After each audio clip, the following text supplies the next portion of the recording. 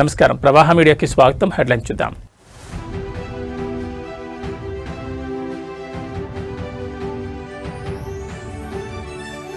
ఢిల్లీకి సీఎం రేవంత్, మహేష్ గౌడ్ రాజ్యసభ అభ్యర్థుల ఎంపికపై హైకమాండ్తో కీలక భేటీ.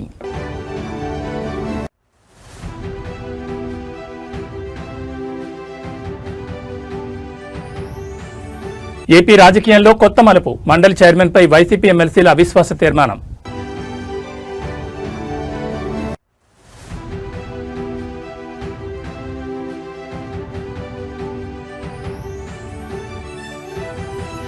జైలు నుంచి బాల్కసుమన్ విడుదల, కాంగ్రెస్ ప్రభుత్వంపై నిప్పులు చెరిగిన మాజీ ఎమ్మెల్యే.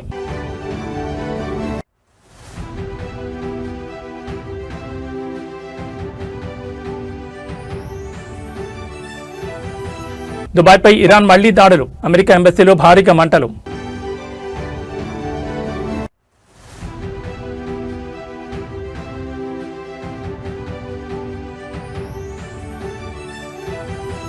యుద్ధ భయంతో కుప్పకూలిన మార్కెట్లు, సెన్సెక్స్ 1700, నిఫ్టీ 500 పాయింట్లు పతనం. ఇక డీటెయిల్స్ చూస్తే తెలంగాణ రాజకీయాల్లో రాజ్యసభ ఎన్నికల హీట్ పెరిగింది. ఈ నేపథ్యంలో సీఎం రేవంత్ రెడ్డి రోజు ఢిల్లీకి బయలుదేరనున్నారు. ఆయనతో పాటు టీపీసీసీ చీఫ్ మహేష్ కుమార్ కూడా ఢిల్లీకి వెళ్తున్నారు. రాజ్యసభ అభ్యర్థుల ఎంపికపై పార్టీ అధిష్టానంతో కీలక చర్చలు జరపనున్నారు. 2 ఖాళీల్లో ఒక సీటు ఇప్పటికే సీనియర్ నేత అభిషేక్ మను సింఘ్వీకి ఖరారైనట్లు సమాచారం. సింఘ్వీ ఇప్పటికే హైదరాబాద్ చేరుకుని స్థానిక నాయకులతో భేటీ అయినట్టు తెలుస్తోంది. అధిష్టానం నిర్ణయాన్ని అధికారికంగా ప్రకటించే అవకాశం ఉంది. మిగిలిన ఒక్క సీటు విషయంలో మాత్రం పార్టీ వర్గాలు తీవ్ర చర్చలు సాగుతున్నాయి. ఈ సీటు కోసం పలువురు నేతలు పోటీ పడుతున్నట్టు తెలుస్తోంది. ముఖ్యంగా వి హనుమంతరావు, వేం నరేందర్ రెడ్డి పేర్లు ప్రధానంగా వినిపిస్తున్నాయి. ఇదిలా ఉండగా మాదిగ సమాజానికి అవకాశం ఇవ్వాలని ప్రముఖ దళిత నాయకుడు మందకృష్ణ మాదిగ పార్టీ అధిష్టానానికి లేఖ రాసినట్లు సమాచారం. సామాజిక సమీకరణలను దృష్టిలో ఉంచుకుని నిర్ణయం తీసుకోవాలని ఆయన విజ్ఞప్తి చేశారు. మొత్తంగా సీఎం రేవంత్ రెడ్డి ఢిల్లీ పర్యటన అనంతరం పరిస్థితి స్పష్టతకు వచ్చే అవకాశం ఉంది. రాజ్యసభ అభ్యర్థుల ఎంపికపై అధిష్టానం తుది నిర్ణయం తీసుకోనుండడంతో రాష్ట్ర కాంగ్రెస్ వర్గాల్లో ఉత్కంఠ నెలకొంది.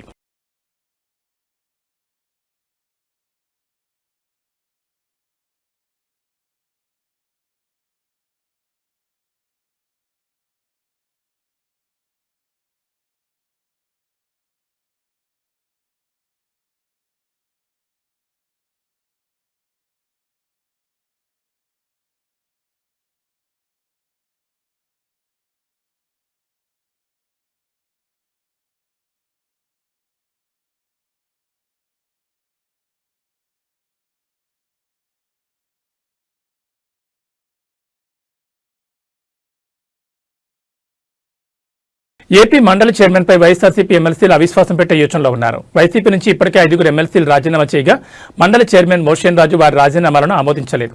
దీంతో స్పీకర్ వైఖరిపై తీవ్ర అసంతృప్తితో ఉన్న ఎమ్మెల్సీలు అవిశ్వాసం పెట్టేందుకు సిద్ధమవుతున్నారు. మొత్తం 8 మంది ఎమ్మెల్సీలు చైర్మన్పై అవిశ్వాసం పెట్టేందుకు మొగ్గుచూపగా సరిపడా సంఖ్యాబలం ఉండడంతో ఆ దిశగా అడుగులు వేస్తున్నారు. పోతుల సునీత, కర్రి పద్మశ్రీ, బల్లి కళ్యాణ్ చక్రవర్తి, మరి రాజశేఖర్, జయమంగళ వెంకటరమణలు అవిశ్వాస తీర్మానం పెట్టేందుకు సిద్ధమవుతున్నారు. దీంతో ఏపీ రాజకీయాల్లో ఈ అంశం హాట్ టాపిక్ గా మారింది. పదవులకు రాజీనామా చేసిన ఎమ్మెల్సీలంతా పార్టీ ఫిరాయింపులకు పాల్పడ్డారని వైసీపీ ఇప్పటికే ఫిర్యాదు చేయడంతో చైర్మన్ దీనిపై విచారణ చేపట్టారు. ఈ నేపథ్యంలో 4 రోజుల క్రితం బల్లి కళ్యాణ్ చక్రవర్తి, మరి రాజశేఖర్లతో విడివిడిగా సమావేశమై రాజీనామాలకు గల కారణాలను అడిగి తెలుసుకున్నారు. తమపై ఎవరూ ఒత్తిడి చేయలేదని స్వతహాగానే రాజీనామా చేస్తున్నట్లు ఇద్దరు తెలిపారు.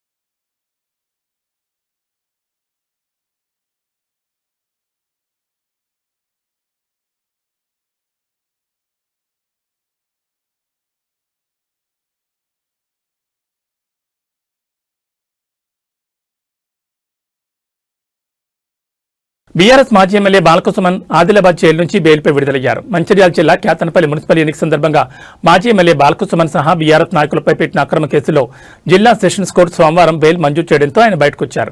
బాలకసుమన్తో పాటు రాజారెడ్డి, అనిల్, లక్ష్మీకాంత్ బెయిల్పై విడుదలయ్యారు. ఈ సందర్భంగా బాలకసుమన్ మీడియాతో మాట్లాడుతూ మున్సిపల్ చైర్పర్సన్, వైస్ చైర్పర్సన్ ఎన్నిక సందర్భంగా కేతనపల్లి మున్సిపల్ ఆఫీసుకు వెళ్తుండగా పోలీసులు అడ్డుకున్నారని తెలిపారు. మంత్రి వివేక్ వెంకటస్వామి కాన్వాయ్ను ఎలా పంపించారని అడిగితే పోలీసులు తమపై లాఠీచార్జ్ చేశారని పేర్కొన్నారు. వాడు దాడి చేస్తే మాపైనే రివర్స్ లో కేసు పెట్టారని మండిపడ్డారు. ఈ ఘటనలో 22 మందిపై అక్రమ కేసులు పెట్టారని చెప్పారు. కేతనపల్లి మున్సిపాలిటీ పరిధిలో కేవలం 7 స్థానాల్లో మాత్రమే గెలిచిన కాంగ్రెస్ పార్టీకి మున్సిపల్ పీఠం ఎలా వస్తుందని మండిపడ్డారు. ప్రజా తీర్పును మంత్రి వివేక్ గౌరవించడం లేదని విమర్శించారు. జిల్లాలోని కలెక్టర్ నుంచి తహసీల్దార్ వరకు ప్రతి ఒక్కరూ ప్రభుత్వ ఉద్యోగుల్లా కాకుండా విశాఖ ఇండస్ట్రీస్ ఉద్యోగులుగా పనిచేస్తున్నారని ఎద్దేవా చేశారు. కేతనపల్లి మున్సిపాలిటీలో వికృత క్రీడ ప్రారంభించారని బాలకసుమన్ అన్నారు. జైలు లోపల కూడా తమను ఇబ్బంది పెట్టారని వెల్లడించారు. నిన్న హోలీ, ఇవాళ నా కొడుకు పుట్టినరోజు. ఈ టైంలో నన్ను ఇంట్లో లేకుండా చేశారని ఆవేదన వ్యక్తం చేశారు. 10 ఏళ్ల బీఆర్ఎస్ పాలనలో ఎప్పుడూ కక్ష సాధింపు చర్యలకు దిగలేదని తెలిపారు. అందరినీ కలుపుకుపోయాం తప్ప కక్ష సాధింపు చేయలేదని స్పష్టం చేశారు. నన్ను జైల్లో పెట్టారు కదా, ఇప్పుడు కడుపు మంట తగ్గిందని అనుకుంటానని అన్నారు. కేతనపల్లి మున్సిపల్ చైర్మన్ ఎన్నికను ఇప్పటికైనా సవ్యంగా నిర్వహించాలని డిమాండ్ చేశారు.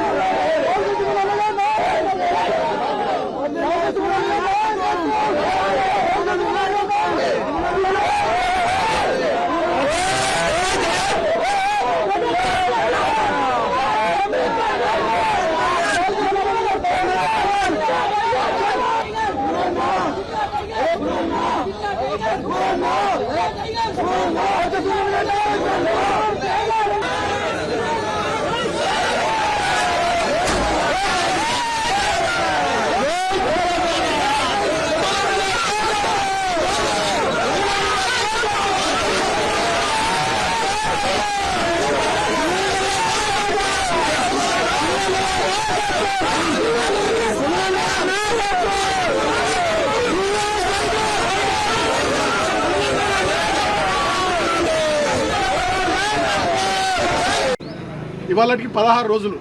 నేను ఇప్పుడు కోరుతా ఉన్న వివేక్ గారిని, ముఖ్యమంత్రి రేవంత్ గారిని, మీ కళ్ళు చల్లబడ్డాయా? మీ కక్ష తీరిందా? మీ కడుపు మంట చల్లారిందా? నన్ను జైల్లో పెట్టిరుగా 16 రోజులు. ఇంకా దుర్మార్గం ఏంటంటే నాకు మొన్ననే బెయిల్ రావాలి. మంచిర్యాల కోర్టు వచ్చింది, హైదరాబాద్ కోర్టు వచ్చింది, చెన్నూరు కోర్టులో నాకు బెయిల్ రావాలి. బలవంతంగా ప్రభుత్వ పెద్దలు ఒత్తిడి చేసి 5వ తేదీకి వాయిదా వేయించారు. కారణం ఏందో తెలుసా? నిన్న హోలీ, ఇవాళ నా చిన్న కొడుకు పుట్టినరోజు. ఈ 2 సందర్భాలలో నేను నా ఇంటికాడ నా కుటుంబ సభ్యులతో ఉండొద్దనే ఒక సాడిస్టిక్ ప్లెజర్, పైశాచిక ఆనందం కొద్దీ నిన్న ఇయ్యాల నన్ను జైల్లో ఉంచాలని చెప్పి 5వ తేదీకి వాయిదా వేయించారు. కానీ నేను మా అడ్వకేట్లకు సెల్యూట్ చేస్తూ ఉన్నా. మా కేసీఆర్ గారు ఎప్పటికప్పుడు మానిటర్ చేసి వారికి కూడా కృతజ్ఞతలు.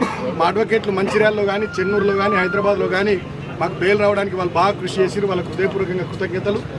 రంగుల పండుగ హోలీని మేడ్చల్ ఎమ్మెల్యే మల్లారెడ్డి అత్యంత ఉత్సాహంగా జరుపుకున్నారు. బోయినపల్లిలోని ఆయన నివాసంలో ఏర్పాటు చేసిన వేడుకల్లో కుటుంబ సభ్యులు భారీ సంఖ్యలో తరలివచ్చిన కార్యకర్తలతో కలిసి ఆయన రంగులు పూసుకున్నారు. ఎప్పుడూ తనదైన మాటలతో, మేనరిజంతో అందరినీ అలరించే మల్లారెడ్డి ఈసారి హోలీ పాటలకు కార్యకర్తలతో కలిసి తీన్మార్ స్టెప్పులు వేశారు. హోలీ అంటే సంతోషం, అందరూ కలిసిమెలిసి ఉండాలని ఆయన ఈ సందర్భంగా సందేశాన్ని ఇచ్చారు. మల్లారెడ్డి డాన్సులు చేస్తున్న వీడియోలు ప్రస్తుతం సోషల్ మీడియాలో వైరల్ అవుతున్నాయి.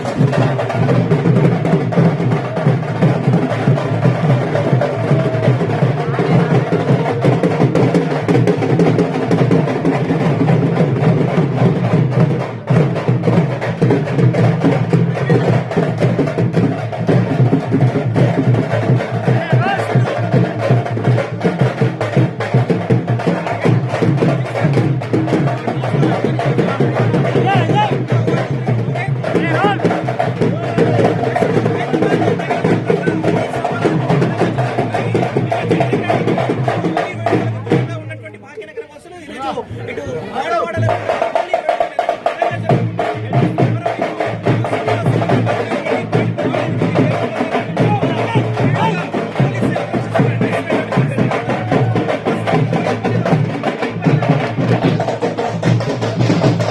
సంగారెడ్డిలో జరిగిన హోలీ వేడుకలో టీపీసీసీ వర్కింగ్ ప్రెసిడెంట్ సంగారెడ్డి మాజీ ఎమ్మెల్యే జగ్గారెడ్డి సందడి చేశారు. రామ్ మందిర్ దగ్గర జరిగిన వేడుకల్లో చిన్ననాటి మిత్రులు, సన్నిహితులు, స్థానిక ప్రజలపై రంగులు చల్లారు జగ్గారెడ్డి. కార్యక్రమంలో డీజే పాటలు, డప్పు చప్పుళ్లకు అనుగుణంగా చిన్నారులతో కలిసి డాన్సులు వేశారు. తానే స్వయంగా డప్పు కొడుతూ నృత్యం చేయడం ప్రత్యేక ఆకర్షణగా నిలిచింది. అనంతరం పట్టణంలోని రామ్ మందిర్ కమాన్ వద్ద ఏర్పాటు చేసిన ఒట్టికొట్టే కార్యక్రమంలో పాల్గొని అందరినీ ఉత్సాహపరిచారు.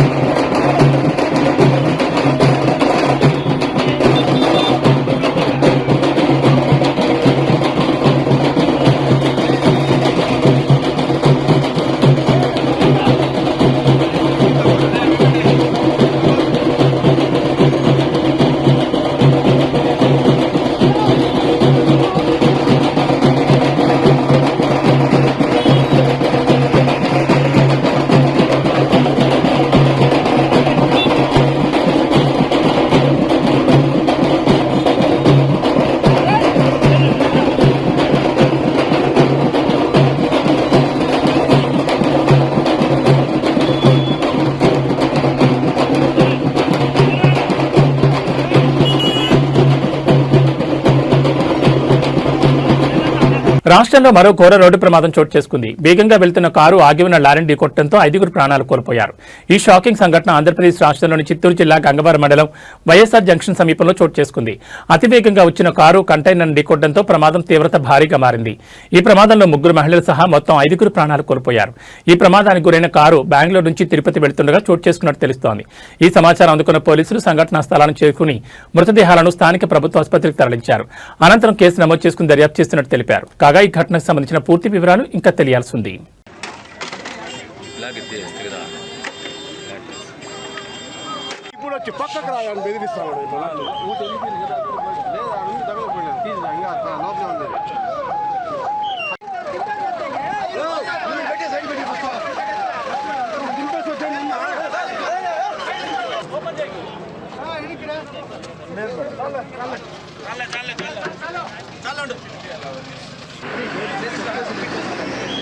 బాలాజీ బాలాజీ బాలాజీ బాలాజీ చెప్తాం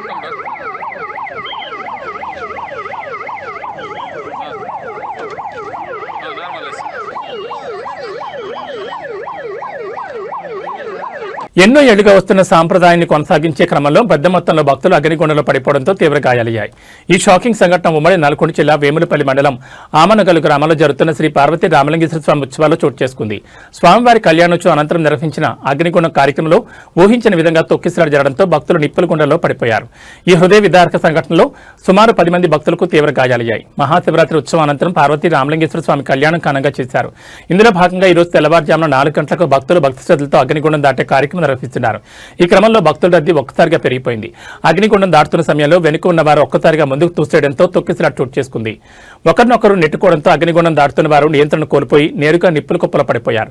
ఈ ప్రమాదం జరిగిన వెంటనే అక్కడే విధుల్లో ఉన్న పోలీసులు స్థానికులు వెంటనే స్పందించి తమ ప్రాణాలు తెగించి నిప్పుల్లో పడిపోతున్న భక్తులను బయటకు లాగారు.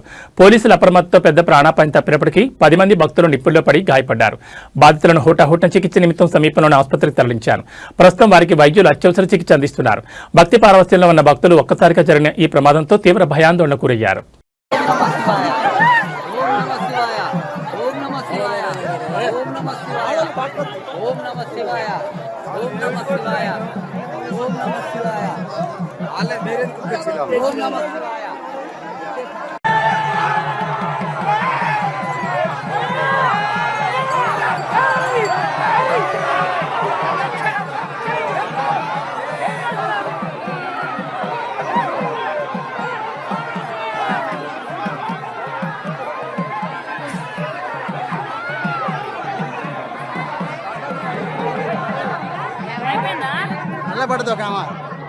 హైదరాబాద్లోని బాచుపల్లిలో మంగళవారం రాత్రి సంభవించిన భారీ అగ్ని ప్రమాదం తీవ్ర విషాదాన్ని, భారీ ఆస్తి నష్టాన్ని మిగిల్చింది. బాచుపల్లి మియాపూర్ ప్రధాన రహదారిపై ఉన్న ఫర్నిచర్ దుకాణాలు అగ్నికి ఆహుతవడంతో సుమారు 5 కోట్ల మేర నష్టం వాటిల్లిందని అంచనా వేస్తున్నారు. బాచుపల్లి ప్రధాన రహదారి వెంబడి కేజీఆర్ కన్వెన్షన్ సెంటర్ నుండి సాయినగర్ రోడ్ మలుపు వరకు వరుసగా సుమారు 25 ఫర్నిచర్ దుకాణాలున్నాయి. వీటిలో లక్షల రూపాయల విలువైన కలప సామగ్రి, సోఫాలు, ఇతర గృహోపకరణాలను నిల్వించారు. మంగళవారం రాత్రి 10 గంటల 45 నిమిషాల సమయంలో ఒక్కసారిగా మంటలు చెలరేగడంతో ఈ ప్రాంతమంతా దట్టమైన పొగతో నిండిపోయింది. ప్రాథమిక సమాచారం ప్రకారం విద్యుత్ షార్ట్ సర్క్యూట్ కారణంగా ఒక దుకాణంలో మంటలు మొదలయ్యాయి. కలప సామగ్రి కావడంతో మంటలు అతి వేగంగా పక్కనే ఉన్న మరో 17 దుకాణాలకు విస్తరించాయి. మొత్తం 18 షాపులు పూర్తిగా కాలి బూడిదయ్యాయి. కొందరు వ్యాపారులు తమ దుకాణాల్లోనే నివాసం ఉంటుండడంతో అక్కడ వంట గ్యాస్ సిలిండర్లున్నాయి. మంటల వేడికి సిలిండర్లు భారీ శబ్దాలతో పేరిపోయాయి. దీంతో స్థానికులు భయాందోళనతో పరుగులు తీశారు. ఈ మంటల ధాటికి సమీపంలోని కేజీఆర్ కన్వెన్షన్ సెంటర్ ముందు భాగం కూడా పాక్షికంగా దెబ్బతింది. సమాచారం అందుకున్న వెంటనే అగ్నిమాపక సిబ్బంది పలు శకటాలతో ఘటనా స్థలానికి చేరుకున్నారు. గంటల తరబడి శ్రమించి మంటలను అదుపులోకి తెచ్చారు.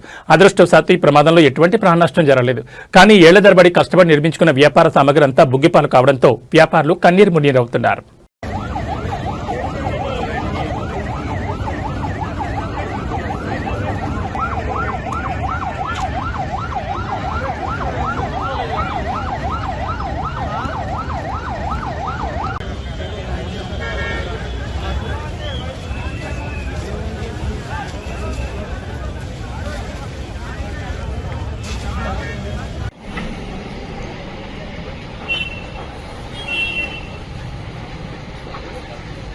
ఇదంతా ఫర్నిచర్ షాపులు కదా, లోపలన్నీ తగలబడిపోతున్నాయి. KGR function back side, KGR function back side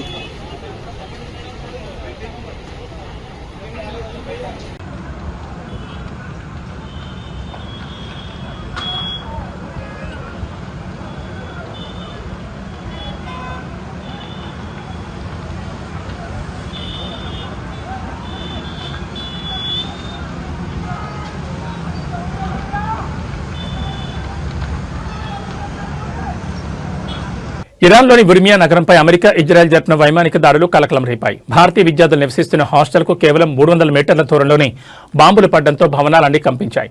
ఉర్మియా యూనివర్సిటీలో చదువుకుంటున్న కాశ్మీరీ విద్యార్థులు తీవ్ర భయాందోళనకు గురయ్యారు. ప్రతి గంటకు ఫైటర్ జెట్లు గాల్లో చక్కర్లు కొడుతున్నాయని, స్థానికులు నగరాన్ని వదిలి వెళుతున్నారని సమాచారం. యుద్ధం కారణంగా ప్రాంతమంతా దట్టమైన పొగతో నిండిపోయింది.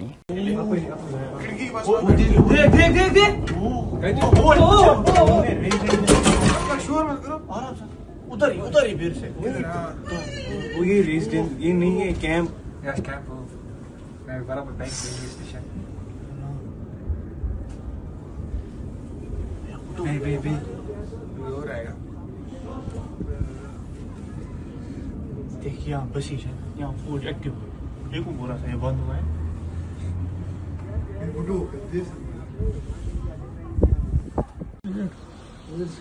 عشان النماذج الله كسم randomly fake. అమెరికా ఇజ్రాయెల్పై ఇరాన్ ప్రతీకార దాడులు కొనసాగుతున్నాయి. గల్ఫ్ దేశాల్లో అమెరికా కార్యాలయాలు, వైమానిక స్థావరాలు లక్ష్యంగా దాడులు జరుగుతున్నాయి. తాజాగా దుబాయ్లోని అమెరికా రాయబార కార్యాలయంపై డ్రోన్ దాడి చేసింది.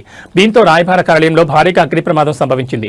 ఇందుకు సంబంధించిన వీడియో వైరల్ అవుతోంది. శనివారం ఇరాన్ సుప్రీం లీడర్ ఆయతుల్లా ఖమేనీ హత్య దగ్గర నుంచి ఇరాన్ ప్రతీకార దాడులతో చెలరేగిపోతోంది. ఆది, సోమ, మంగళవారం వరుస దాడులతో విరుచుకుపడుతోంది. గల్ఫ్ దేశాలని ఇరాన్ లక్ష్యంగా చేసుకుని దాడులు చేస్తోంది. కువైట్, రియాద్లోని అమెరికా రాయబార కార్యాలయాలు లక్ష్యంగా దాడులు జరిగాయి. డ్రోన్ క్షిపణితో ఇరాన్ దాడులు చేస్తోంది.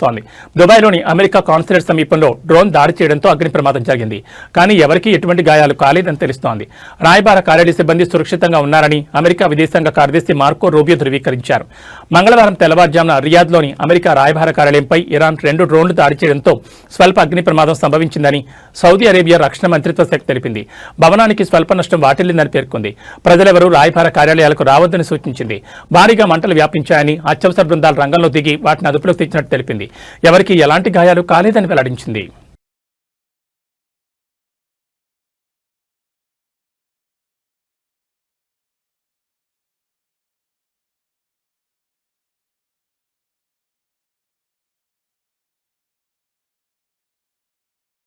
అమెరికా, ఇజ్రాయెల్ దేశాలు ఇరాన్పై చేసిన సంయుక్త దాడి మిడిల్ ఈస్ట్ కంట్రీస్పై తీవ్ర ప్రభావం చూపుతోంది.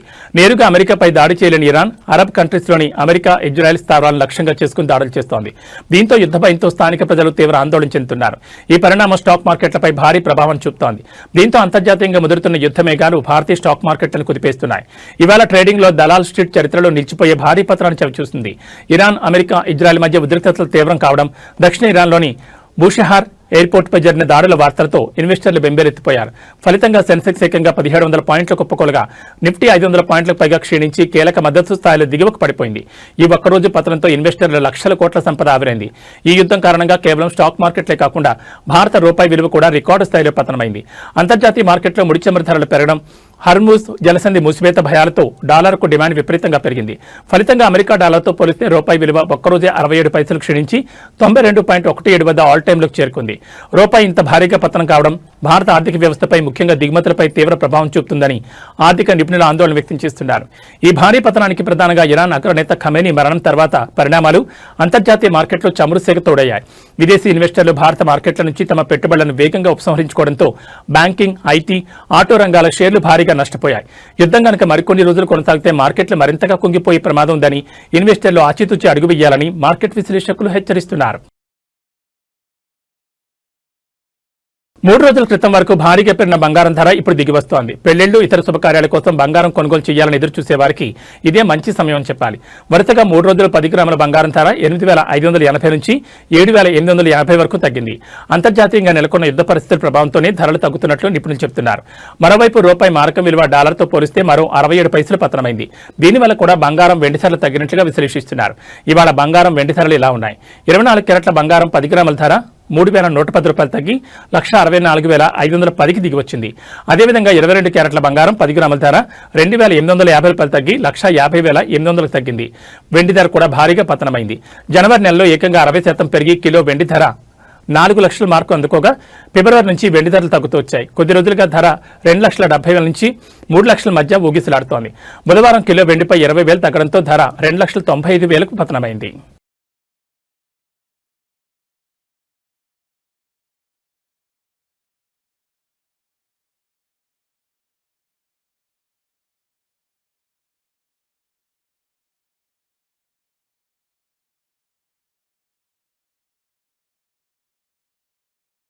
న్యూస్ ముగించే ముందు హెడ్లైన్స్ మరోసారి.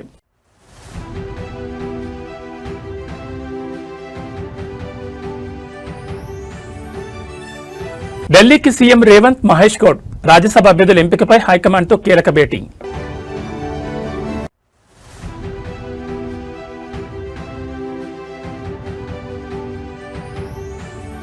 ఏపీ రాజకీయాల్లో కొత్త మలుపు, మండలి చైర్మన్పై వైసీపీ ఎమ్మెల్సీల అవిశ్వాస తీర్మానం.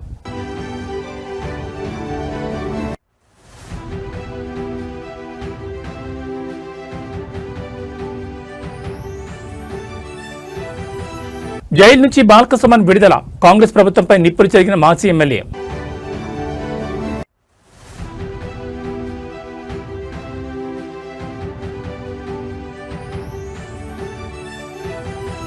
దుబాయ్పై ఇరాన్ మళ్లీ దాడులు, అమెరికా ఎంబసీలో భారీగా మంటలు.